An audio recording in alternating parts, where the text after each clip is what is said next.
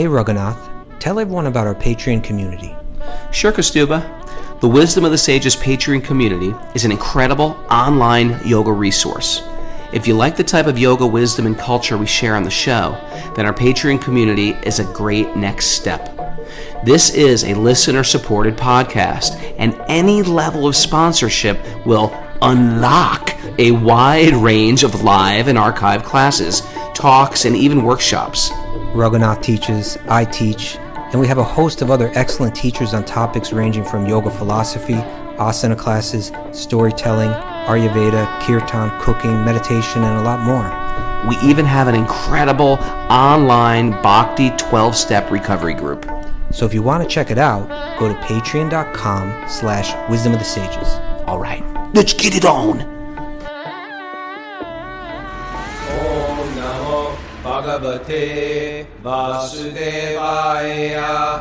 Om Namo Bhagavate Vasudevaya.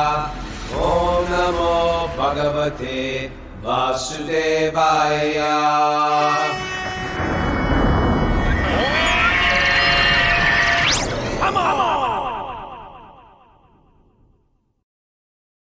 Live from Super Soul Farm, this is Wisdom of the Sages, a daily yoga podcast with your host, Raghunath, and co-host and senior educator at the Bhakti Center in New York, Subdues. Welcome to the show, everybody. It's Christmas week. And we're all festive and joyous. Oh, Kostuba. What, Raghunath? We're stocking. We are stocking stuffings. Hanging stockings? We stuffed stocking. We stocking stuffings. We stuffed stockings last night for the kiddies. Look at It was you. festive and joyous. Okay, good. I'm happy that you're happy. And we this time hung the of year. garlands my 8-year-old son finger knitted. Okay. Yeah. And what else we do, Mara? We watched the last season finale of The Grinch. Shantaram. Okay. It's a Christmas extravaganza. And it's All Jesus right. week. And the Christmas Find a focus. Find a is- focus here. and we're having the Christmas extravaganza at Divya's Friday. Okay, I'm looking forward to that. One thing after another. We're going to connect with people we haven't met yet, connect with people we know. It's like Part of our 45 family. people now. How many? 45 people. Yeah. All right. This is great. And are we allowed to say? Come on. Yeah. No. Okay. No. Okay. All right. All right. Maybe we got to move into announcements. It's Walk on Wednesday. We got a very special guest coming on, old friend. But before we do, Here's some interesting, valuable information. For announcements, we have Bhakti Recovery Group meetings at 1 and 9:30 today. Cheers. Mhm. And then Nityananda Chandra is starting up a new shloka group in January. Ooh. They're going to be working on this second chapter of the first canto of Srimad Bhagavatam. Great verses. Second Great chapter, verses. first canto. Great verses to memorize. They haven't decided yet on the times or the days for their meetings because it'll be based on what works for people. So if you're interested, you can go to our website, wisdomofthesages.com, and click on groups, and you'll find the shloka memorization group there. and then you Make write to Nityananda Chandra, right? I think they have a Yeah, and link. his email address is there as well. So you say, I want to be a member, and then he'll work out the best time for everybody.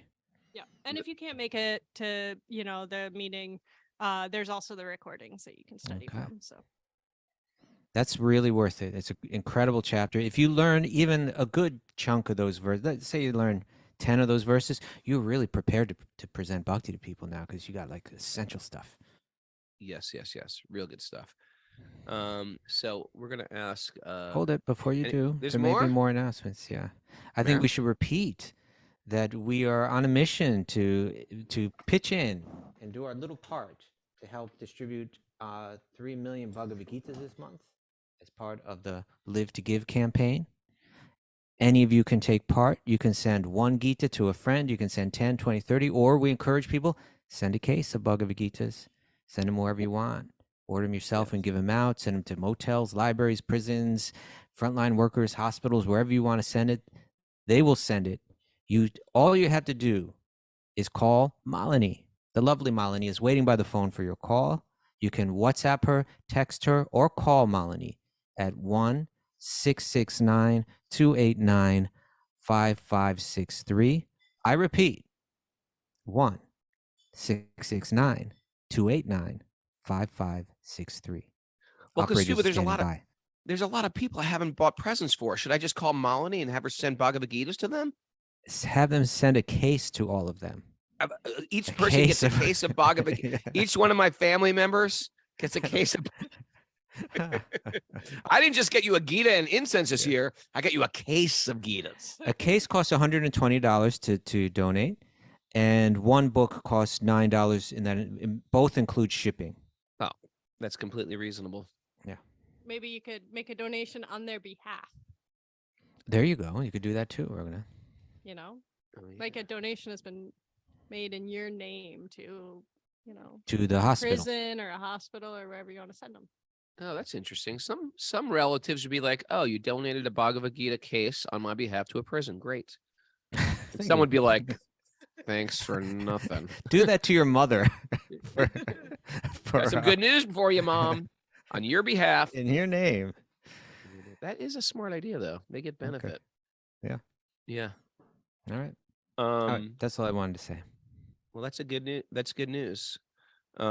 We got to see if Jiva G has some holiday hotline, because it is a tough Oh. time. Jiva G, maybe think about that. If we can do a holiday BRG hotline, because people suffer through the holidays. You know, it's pitched as great cheer, great joy, great fun, but you know, there's a lot of pain that goes on with holidays for some people. That family of origin suffering, because some people's holidays are not so sweet, and they're peppered with a lot of pain, if not become lonely, etc. And it can really trigger people. And so maybe we can work on a BRG holiday. He's saying that last year, perhaps they had an all-day Zoom BRG. Oh, wow. Okay, we'll maybe find out about that. We'll get on that. We'll get on There's that. a Bhakti Recovery Group WhatsApp thread as well. But if people want more information, they can go to bhaktirecoverygroup.com, and it has a meeting list and contact info there. That's great info. Okay. Thanks, everybody. So we're going to bring in our Walk on Wednesday guest, Yaso, a.k.a. John Thornton, and he's an old friend of mine from when I was a brand new devotee, and he's got a really tough connection today. So if it doesn't work out, Yaso, we're going to mute you, and I'm just going to tell. I just thought getting you back here was sort of a Krishna miracle, and your story how you got back here was a Krishna miracle. Yaso, are you there? Can you hear us? Not looking good so far. Okay. Oh, Yaso. John Thornton. Oh, no, he is He's not. frozen. Oh, he's unfrozen. Yeah, what? Go ahead. There You we- speak for me. Speak for me. Speak for me, please. Okay. I can't. Go Maybe ahead. it's safer. Okay. Speak for me. Okay, sir. I hear You're you. my- I'm gonna have to tell the story on his behalf. But Okay. so Yaso, a disciple of Tamal Krishna Maharaj, when I first after the first year or 2 years or some, when I was a devotee, and we were trying to start our band Shelter, and he was living in the ashram with his wife and little baby, and he was like a devotee, just doing the work of, you know, being a devotee, living in the ashram, married, serving. And I found He's out quite the handyman, right? He's a carpenter. He super builds. He's an handyman. incredible. Actually, he's beyond a handyman. He built the most beautiful temple in North America, practically, the Dallas Temple. Yeah, he did the stained glass for it too. He the did Dallas everything Temple. for it. Yeah. Whole design. So anyway, he's very artistic and crafty and a great musician, great songwriter. And those skills were never fully exploited, though. So I was like, man, maybe you can help me write these for Shelter single. Oh, he helped write the songs? I didn't know Yeah, that. yeah, I thought yeah. he just played on And them. lyrics. He's a great wordsmith. So we Hold bonded. it, Raghunath. Oh, slow down. Are you telling me that when you start to read your Shelter lyrics that there was a co-author to those lyrics? Every one of them I've got inspired from other people, but he was when I'm looking for words or phrases, he was a go-to, at least for Sharanagati and Free Will, especially. Okay, important songs. Yeah, important songs. So anyway, Yaso, you know, he's a musician, and a lot of musicians hardly play, what to speak of tour, but he joined right at the right time. And it was before Paramananda was a devotee, but Paramananda ended up playing on that tour. Sammy from Youth of Today ended up booking the tour. Hardcore, by the way, hardcore listeners are going to appreciate this. And Yaso came on this tour. And this was the tour where Quicksand, a very influential band, and Zach from Rage Against the Machine, who was the singer of Inside Out at the time, they came on tour. And we took like 30 devotees, like young teenage devotees that we were friends with, or kids that Did were you have a getting girl band touring with you at this one? No, or that was was later? that was later. That was the had a girl Shelter Christian 108, the Prema. I can't remember. Baby It Gopal. wasn't. Yeah, that was a Baby Gopal tour. But this was the very early original, and we had like 3 sannyasis. It was like Hare Krishna extravaganza rock and roll version. And Yaso came on that tour, and it was super duper fun. And to make a long story short, so he's been through the Grihasta grind, like most of us who've been married. Not all of us, Kostuba, not you, but a lot of us have been beaten down by the material world. And he told me he disappeared. Like I can't remember when the last time I talked to him was, but we always had a very sweet relationship.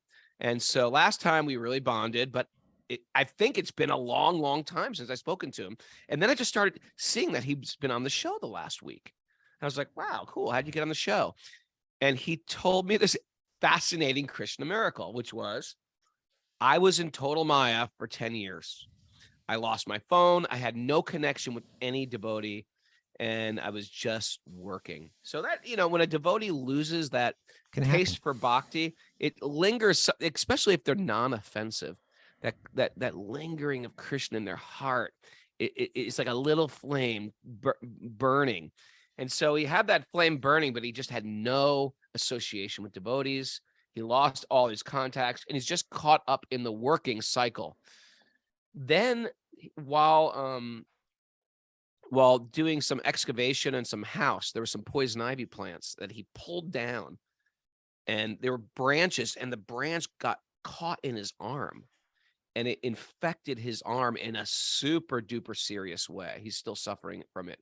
Like it spread up all his entire arm, and he had to immediately get rushed to take some heavy dose of what do they call it? Steroids to overcome it. It looked like he had 3rd-degree burns all over his arm.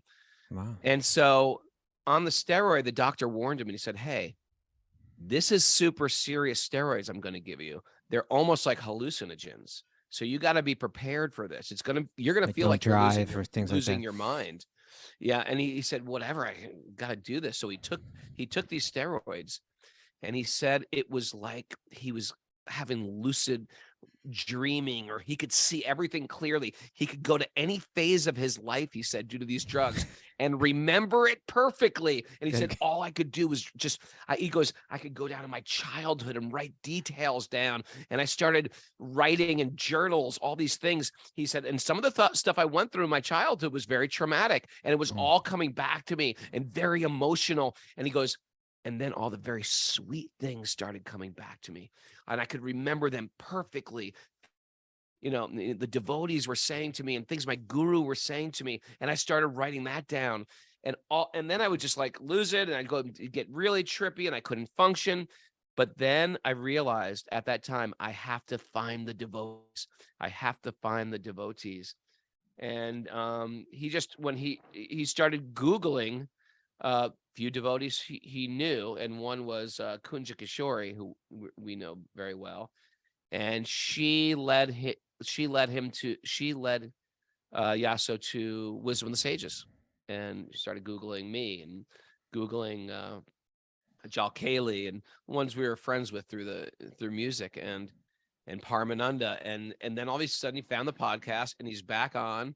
And my takeaway from this story is, you never know what Krishna is going to use to bring you back to Krishna. Just careful with the steroids. It doesn't. Where can I get some of these steroids? They sound great. No. Yeah, no. Well, I what do you call it? Before I was a devotee, I took mushrooms. I know that story mushrooms now. because this is the story. It's going to go in my book. I had some non-Krishna guru, some teacher, trying to teach me about God, and I was the leader of a straight edge scene. But he was so adamant. He goes, "You got to take mushrooms if you want God." And I wanted God so bad. And he gave me some mantras to chant, and he gave me some mushrooms. And in isolation, I took those mushrooms. And the first thing that came to me was everything those Hare Krishna people told me is absolutely true. Everything they've said was absolutely true. And I went to the temple the next day, and I already had a friend that was a devotee, not a friend, more like a mentor that was a devotee. And and he really like broke my heart open. And I said, listen, I took mushrooms, and that's what brought me back here. I've been going to the temple now for 3 years, but I never fully got it. But after this trip on mushrooms, I felt like a voice. And he said something very poignant. He said, don't mistake the flute for the player of the flute. You like this? Don't mistake the flute. Like, because he goes, because you can take mushrooms and have a horrible trip as well. That happens all the time. He said, Krishna used something to get you closer, but that doesn't mean you have to depend on that thing. I'm not recommending go out and take steroids, and neither is Yaso. But Krishna will use things, even of this material world, even of tragedy. Sometimes he'll use tragedy. Sometimes he'll use death. Sometimes he'll use disease. Sometimes he'll use heartbreak. Sometimes he'll use finding treasures, whatever it is, to bring you closer to him. But we have to see Krishna's hand in all of these things behind it, where it really brings you. And that's my takeaway from Yaso's story. And Yaso, we have one song to sing for you. Kastuba, you know it. Sing it. I have no idea what you're talking about. Welcome back. Oh, okay, gotcha. The Welcome Back Hotter theme song. Welcome back, Yaso. He's been here 7 days, and he's coming to the Christmas extravaganza. I'm looking forward to seeing Yaso at the Christmas extravaganza on Friday night. Okay, my dear Kastuba, are you ready to dive into some nectarian? Yeah. Why don't we do this, Rogan? Why don't we try to finish this chapter? There's some really far out stuff that happens here, and it's really timely in my life. And some of what you were just saying about like Krishna can use anything, even heartbreak, and so I'm feeling some of that lately, and it plays into this whole thing. Kastuba, you have your heart broken? What's going on? Yesterday I had my heart broken. Right? What happened? I was going to save it for when we got to that part, but maybe I'll just say it now. I mentioned this to you and Mara earlier, but you know, when I moved into this apartment, we're so blessed, right? It was just like, this place on so many levels is just so nice. But one of the nicest features of this apartment, it was kind of a dream come true, you know, is that it has this big window. In both rooms, it has windows. And we're on the 6th floor in the back of the building, and there's all these trees. Are you going to lose your apartment? No. I lost the trees. Oh. Yeah. So you know, one of the trees back here, it was dead, but it was full of ivy. It was beautiful to look at, you know, because it was like being in a jungle, you know. And then there was another tree that was just right here, leaning up against my building practically, and it brought a branch right across this window, and it was beautiful. And birds would just sit there on that branch, and it created some privacy, you know. But it just felt so good to be up in the trees.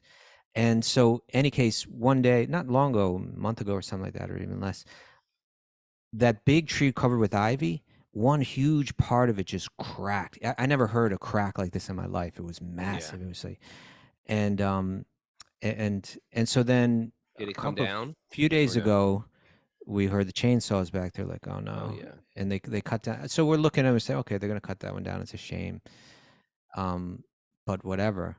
But then they cut down this other one. Oh, and that really took a lot out, you know. But at least there was still like kind of half of this window coming from the other side, and then the bedroom, all the trees were there, and they're beautiful trees there.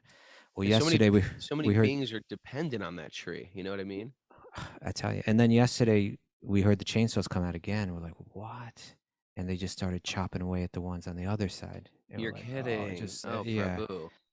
And there's some hope that they stopped, and they hacked one up really bad, and then they left the other ones. So hopefully they're going to leave those. We don't know. It's heartbreaking. It's actually heartbreaking, you know. It was just like a dark cloud just floating over your life, you know. And I know there are people out there with much worse tragedies going on in their lives, so I don't want to, you know, get into a whole big thing, but you just go through all kind of feelings of like, what a cold and personal world we live in. You know, it's like we got no mess. It's not like the landlords are just a big, huge company that don't care at all. You can't even say hello to them, you know. And it's not like they won't accept it.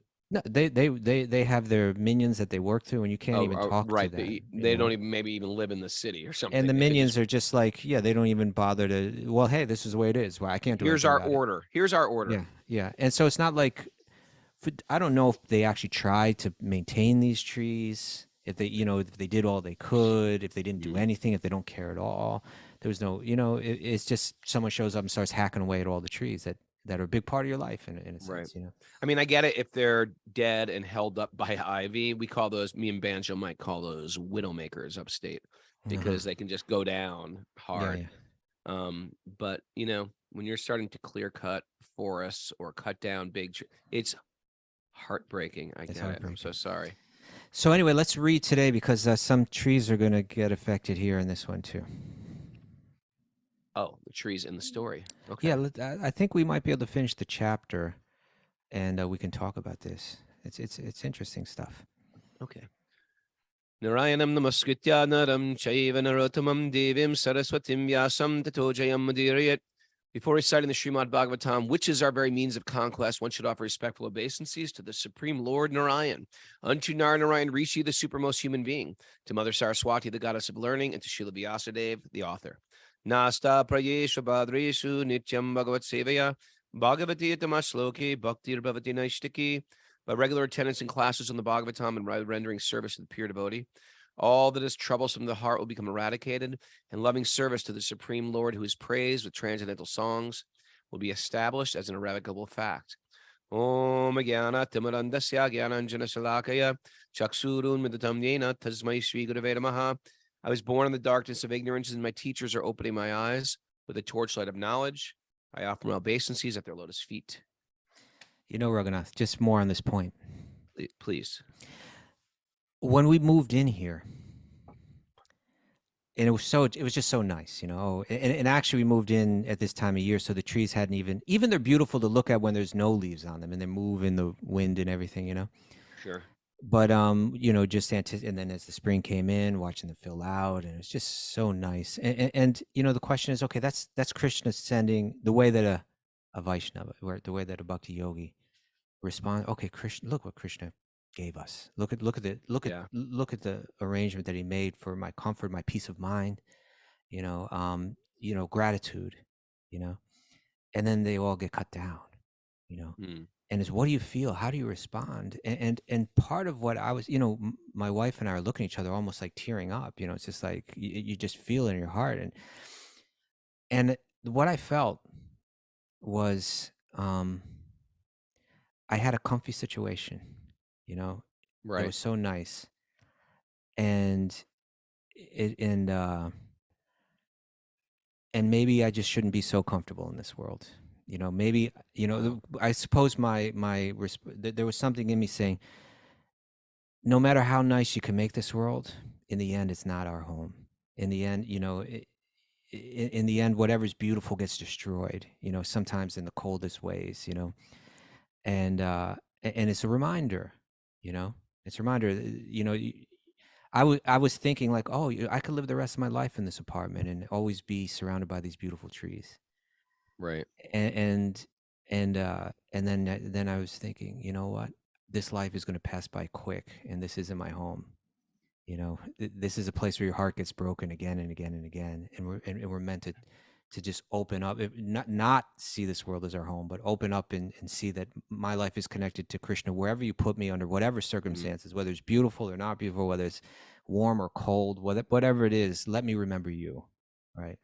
And let me not get lost in a world of worldly pleasures, And even if you do try to protect it, and I'm not saying you shouldn't, but even if you do want to try to protect the forest and protect the environment, protect the trees, there's always going to be something out of your circle of influence that you can't protect. Right. There's always going to be death. There's always going to be jerks. There's always going to be the Nazis. There's always going to be whatever it, there's always someone cutting down, plowing through or fracking through your organic garden. Yeah. It's like, what can I do? I've seen these pictures, and you probably Googled them, like old oak logging in America. And the original oak trees, when they first came to these virgin forests, were massive. And if you just study sort of like how old can a maple tree get, how old can an oak tree get, and then you realize like everything is new forests. What we have, there's hardly any old growth forests anymore. This was just like they just cut everything down, and it's all of it like a sad. The whole material world's a sad story. That's the point, right? That's It's the point like here. it's wonderful that we get to experience the joy of practicing bhakti even in this world. And it's wonderful that we get to see the beauty and enjoy the beauty of this world. And at the same time, we need a little of that bitterness in life too. So when it comes, let's try to understand it in that context, right? We had a good nugget this week that said something like, the wise try to be understanding, and then they accept. Remember that walk away we did today? And then we get it. We try our best. We do our best. We do what we can do in this world. We try to help. And then you just also have to accept what's going on. Right. And there's something understandable about the material world and the material world in Kali Yuga. Okay. Yeah, Armar's saying the same thing. He moved down from Indiana. He moved down to that island off of Florida. Beautiful, right. Everything's tropical perfect. place. It's a tropical island. He did it. Magical. Built a new life. You got to cross a bridge to get to your house. And then Hurricane Ian hit. Tearing down the trees. We're ripping the place up. Yeah. Okay. Baba. I'm so sorry for your trees. Well, so let's hopefully they'll leave these other ones up. What's still there? Let's see. But let's why don't we just do this, Reverend? Why don't we see if we can just read the whole chapter, because this topic of trees gets brought up. Okay. 39. Text 39. Dear Lord, we have studied the Vedas, accepted a spiritual master, and offered respect to brahmanas, advanced devotees, and aged personalities who are spiritually very advanced. Okay, they did the right things there. Good boys. Well done. Good yogis. Good boys. We have offered our respects to them, and we have not been envious of any brother, friends, or anyone else. Very good. This is the real yogis now. Yeah. We have also undergone severe austerities within the water and have not taken food for a very long time. Okay, sense controlled. All these spiritual assets of ours are simply offered for your satisfaction. We pray for this benediction only, nothing more. We're not doing these to get anything for ourselves. We're doing these because we want to please you. Yeah. Dear Lord, even great yogis and mystics who are very much advanced by virtue of austerities and knowledge, and who have completely situated themselves in pure existence, as well as great personalities like Manu, Brahma, and Lord Shiva, cannot fully understand your glories and potencies. Pretty amazing, huh? Manu can't, Brahma can't, Shiva can't understand the Lord's potencies. Nonetheless, they have offered their prayers according to their own capacity. Okay. In the same way, we, although much lower than these personalities, offer our prayers according to our own capability. That lets me off the hook. You know that, Kostub? There's always someone higher. There's always someone. Is that what you mean? Yeah, but even within the material world, sometimes I'll hear a devotee give class, and I'll be like, I'll never, ever be able to give a class like that. Gotcha. Yeah. Or people with so much information. They're so intelligent, so deep, so wise, sometimes so much younger than me, and have that depth. Or a Sanskrit pundit, and I'll just like, I'll never have that in this lifetime. and you know what? That's okay. That's okay. You got what you got. Yeah. And that's what you got. And if you do it in a refined way with a pure heart, Krishna accepts that. Isn't that great news? That's good news there. Yeah. That's good news. Lets me off the hook. Dear Lord. So the point is that you just offer what you have, right? You offer what you have. Okay. Dear Lord, you have no enemies or friends. Therefore, you are equal to everyone.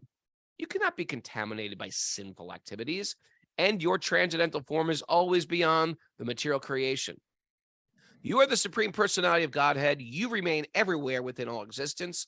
You are consequently known as Vasudev. We offer you our respectful obeisances. It's a beautiful verse. So beautiful. Text 43. The great sage Maitreya continued. So he's narrating this. My dear Vidura, the Supreme Personality of Godhead, who is the protector of the surrendered souls, being thus addressed by the Pracetas and worshipped by them, replied, here's Lord Vishnu, may whatever you have prayed. Excuse me, I imitate Lord Vishnu. May whatever you have prayed. You were imitating Barry White there for a second, but go ahead. May whatever you have prayed for be fulfilled. After saying this, the Supreme Personality of Godhead, whose prowess is never defeated, left. The Pracetas were unwilling to be separated from him because they had not seen him to their full satisfaction. It never ends. It can never be fully satiated, huh? Right. But that anyway, you can go into a whole thing about that. Vipralamba Bhav, the Lord disappears, then it Right. increases your desire. But now the story gets interesting because apparently these are great yogis, the Pracetas, right? Apparently they're incredibly self-controlled, right?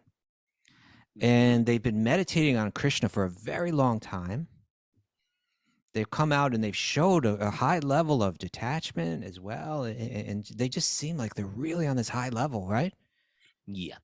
Okay, but what happens next is confusing. Thereafter, all the Pracetas emerged from the waters of the sea. Okay. They then saw all the trees on the land had grown very, very tall, as if to obstruct the path of the heavenly planets. These trees had covered the entire surface of the world.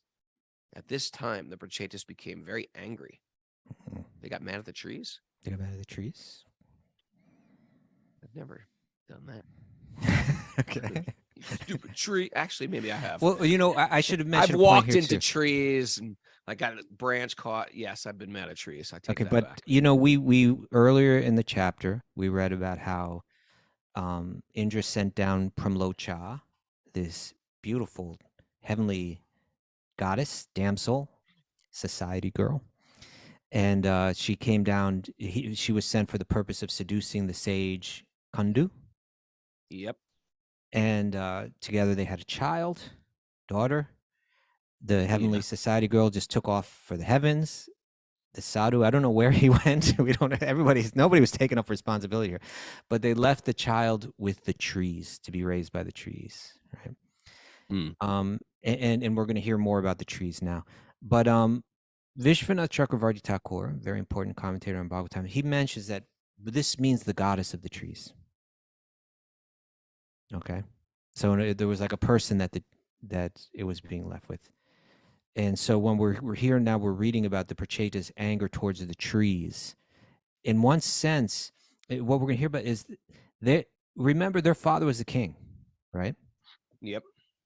And then they went into their deep meditations for 10,000 years. And in between that time, Narada spoke with their father, the king, and convinced him renounce this world. And he left some messages for when his sons come back, and he left. And so there was a gap in strong leadership, and the leader is meant to kind of balance everything. That's what leaders are meant to do, right? They're meant to keep a balance, care for the subjects and keep a balance. They're meant to. Yeah, and so there has to be land where there's trees, and there has to be land for growing crops and grains, and there has to be a balance. Otherwise, people suffer. So the way that I understand is that when they came out and they saw the trees took over everything, it's almost like, hey, you guys took over everything. Don't you care about people? Well, why are you taking over all the land? It's like you're being greedy and you're not caring for others. That's what I think their response is. So they're upset at the trees, the Pracetas, when they come up. They feel it's their responsibility to protect. Everybody needs other land to grow food and so on. And they're responding with anger. Okay, why don't you keep reading? You're ready.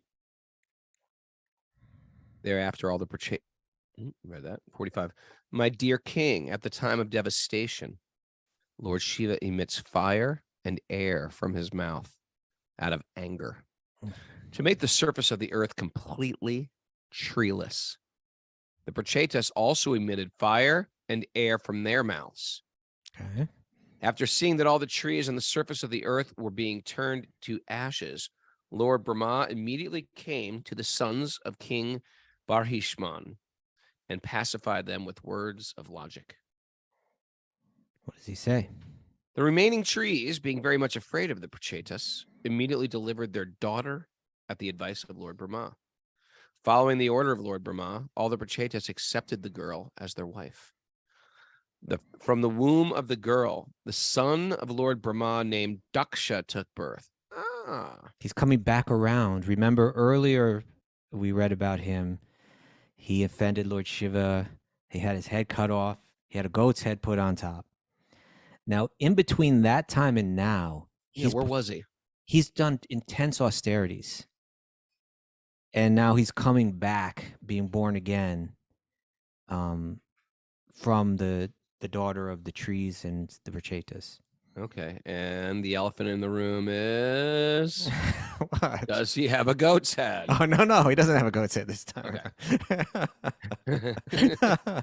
I'm still getting it. This whole goat head thing is really got We're me. coming back. Maybe this is the second to last chapter. We're gonna end this year again. It's like we do it perfect. We do it perfect, but it ends perfect every year. We had cantos 1 and 2 the first year, canto 3 the second year, and we're gonna do canto 4 for the third year, and we're gonna end right on the end of the year. Ooh. And I think we can go back and review a bit the fourth canto and see what happened.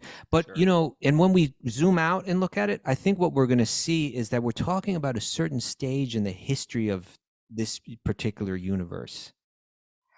And so when we understand all this, Daksha his mission is to kind of create progeny.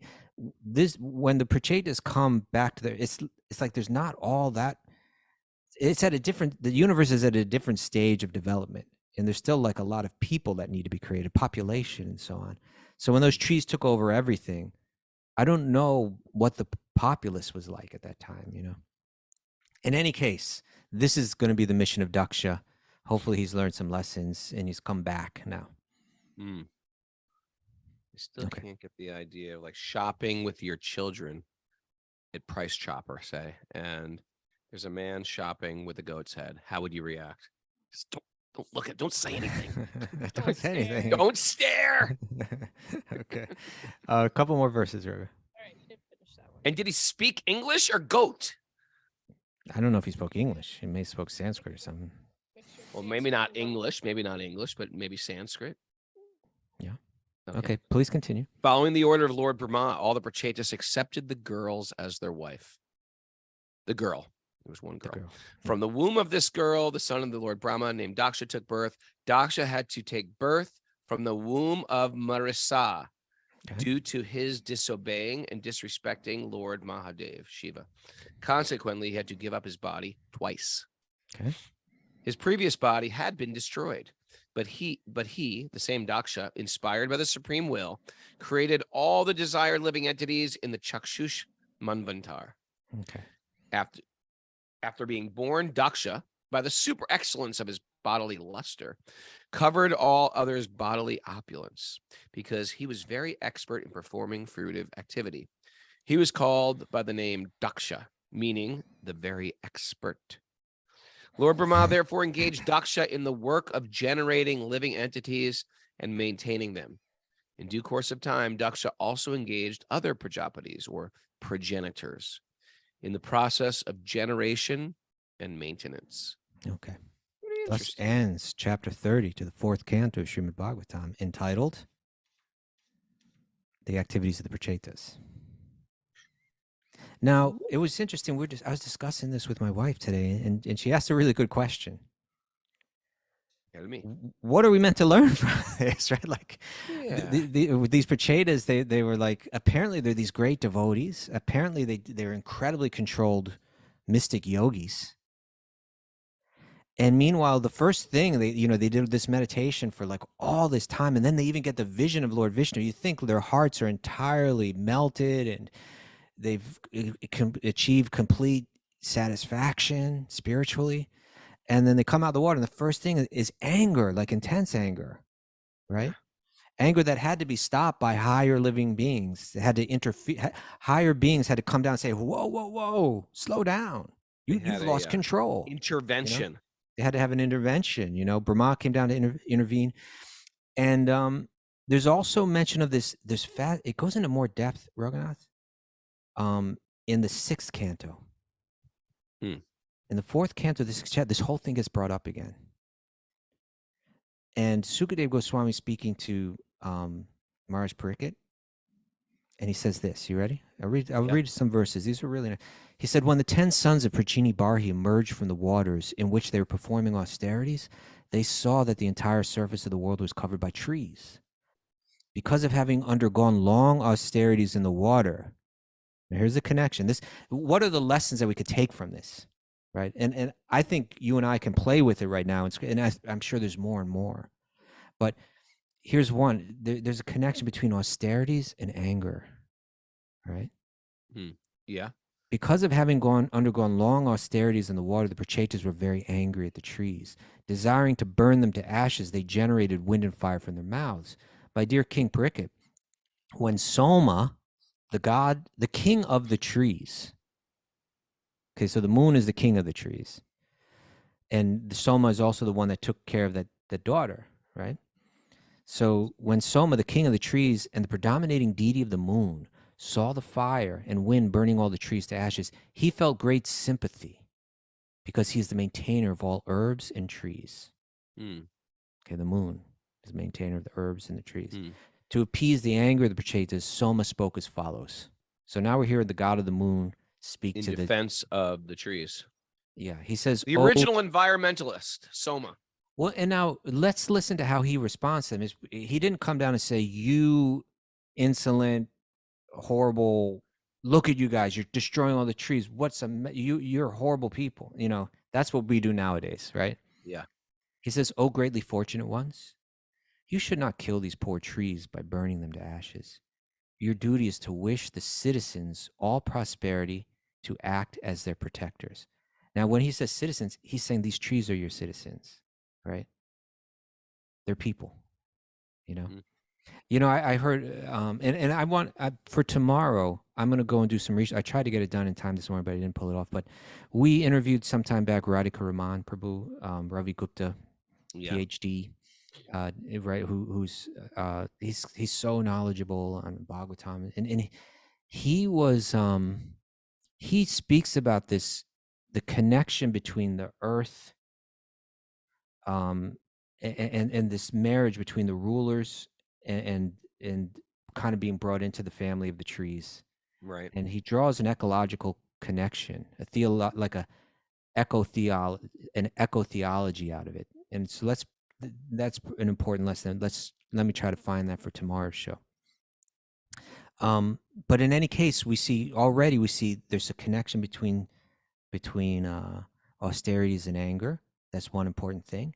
There's the reaction of kind of like the kind reaction of Soma speaking now, and he's saying these trees are people, right? They're your citizens.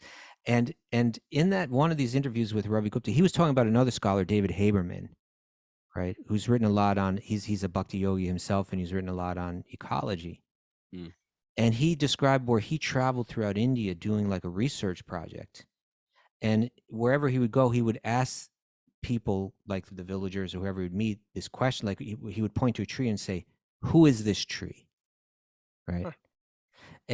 And he found that they always responded to that in a very matter-of-fact way. Like, in other words, his point was, if I say that to an American, who is this tree?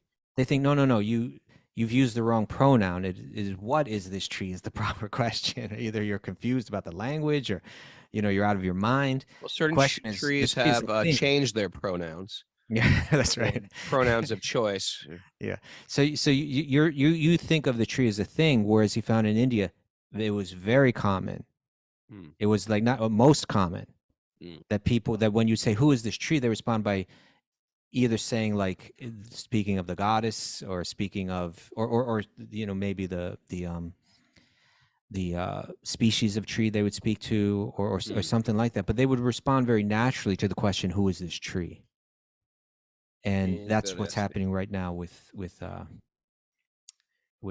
and that's because it's a civilization that grew out of these texts, Okay. Well, yeah, go ahead. I was just going to say that we've just chosen that humans are beings and everything else are things or commodities. Yes. Right. And, this is a little fun fact here. Trees share water, nutrients through networks, and they also use them to communicate. They send distress signals about drought and disease, for example, or insect attacks, and other trees alter their behavior when they receive these messages. Mm, Yeah. So it's like everything is a being. Yeah. We've just selectively chosen what we're going to give personality to. And we Everything has a tend to do that personality. kind of thing when we have some kind of materialistic interest at play. Sure, like we're going to war with these guys, Yeah. so we're going to debase them. We're going Yeah. to consider them completely low. We're going to consider them as insects, basically, and Yeah, and we start all this slander and propaganda against the one we want to decimate. In this way, material desire breeds deeper ignorance, which breeds deeper material desire, which breeds still darker ignorance, and you get in those cycles. All right, so let's hear what they said here. There's more. Yeah. So he said, your duty is to wish the citizens all prosperity, like these trees, and to act as their protectors. The Supreme Personality Godhead, Sri Hari, Vishnu, Krishna, is the master of all living entities, including all the Prajapatis, such as Lord Brahma. Because he is the all-pervading and indestructible master, he has created all of these trees and vegetables as edibles for other living entities. By nature's arrangement, fruits and flowers are considered the food of insects and birds. And he goes on and describes how all the different animals eat different things. And he says, and then listen how he says this. He says, "Oh, pure-hearted ones," right? He wasn't trying to destroy them. He was trying to explain something to them, trying to come on the same page with them. So he's not insulting them. He's speaking to their good qualities. Oh, pure-hearted ones, your father Prachini Barhi and the Supreme Personality of Godhead have ordered you to generate population. Therefore, how can you burn to ashes these trees and herbs which are needed for the maintenance of your subjects and descendants? The path of goodness traversed by your father, grandfather, and great-grandfathers is that of maintaining the subjects, including men, animals, and trees. That is the path you should follow. Unnecessary anger is contrary to your duty. Therefore, I request you control your anger. As a father and mother are friends and maintainers of their children, the eyelid is the protector of the eye. The husband is the protector of the wife. As the householder is the maintainer and protector of beggars, and as the learned is the friend of the ignorant, so the king is the protector and giver of life to all their subjects. The trees are also subjects of the king, therefore they should be given protection. Now he goes, now this verse, the Supreme Personality Godhead is situated as the super soul within the cores of the hearts of all living entities, whether moving or non-moving, including men, birds, animals, trees, and indeed all living entities. Therefore, you should consider every body a residence or temple of the Lord. By such vision, you will satisfy the Lord.